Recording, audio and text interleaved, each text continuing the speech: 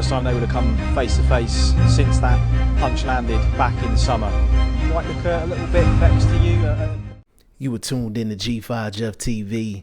Hit the subscribe button, hit the like button, hit the share button as you come on in.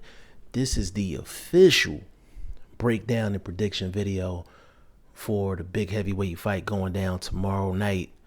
Dillian Whyte versus Alexander Povetkin. The rematch is going down. And I purposely waited to do this breakdown and prediction video. Why? Because I wanted to see the weigh-in. I wanted to see how Alexander Povetkin was looking, and I wanted to see how Dillian Whyte was looking. Now, for the people that's new to the channel, usually when I do a breakdown and prediction video, prior to it, I go to the lab room, put the lab coat on, watch a bunch of film, do a little bit of homework, and then I come up with my predictions. Didn't need to for this one. Didn't need to for this one. Because their first fight just happened not that long ago. So that's still fresh in my brain.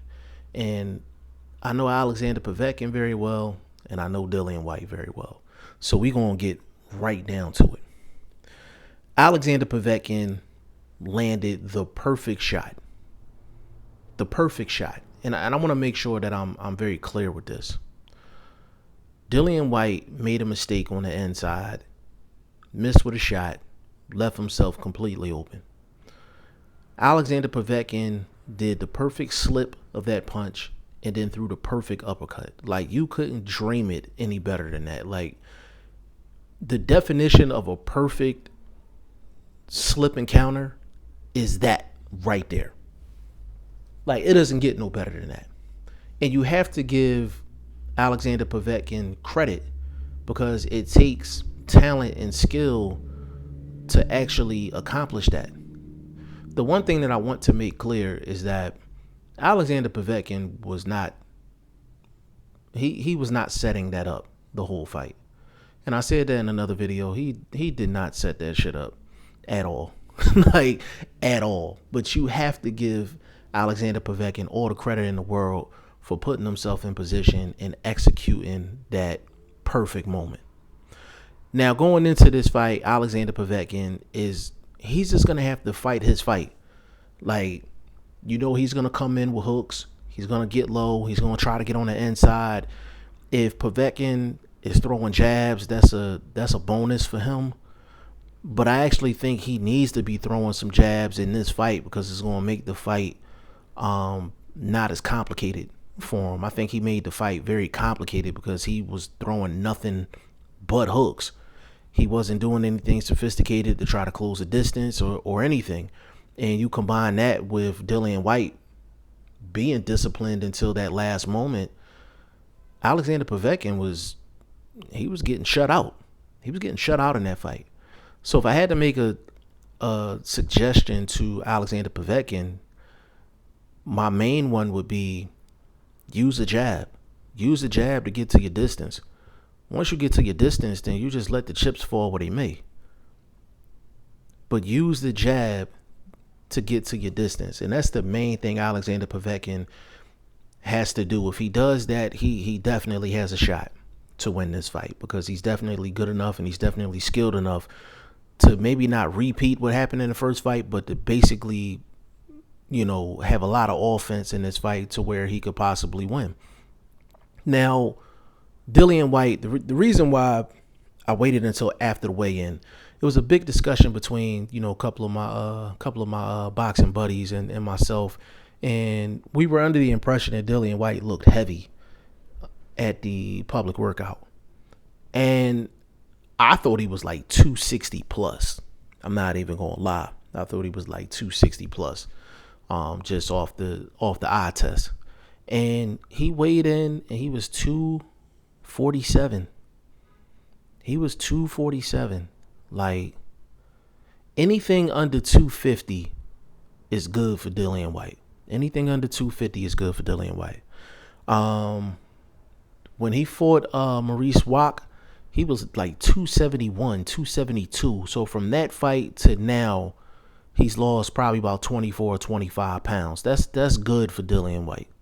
That's a good weight for Dillian Whyte. Now I'm going to tell you the significance of that in this fight.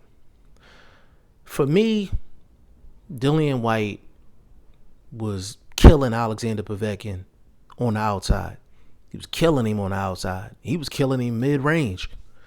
And if Dillian Whyte was weighing 260 plus or even close to 260, I would have had to, really scratch my head and think about this one. But once I seen him come in at 247, I said, okay, he's going to be able to execute the same game plan he did in the first fight. Because to be honest with you, that's all he needs to do is to execute the game plan from the first fight up until the point he got knocked out.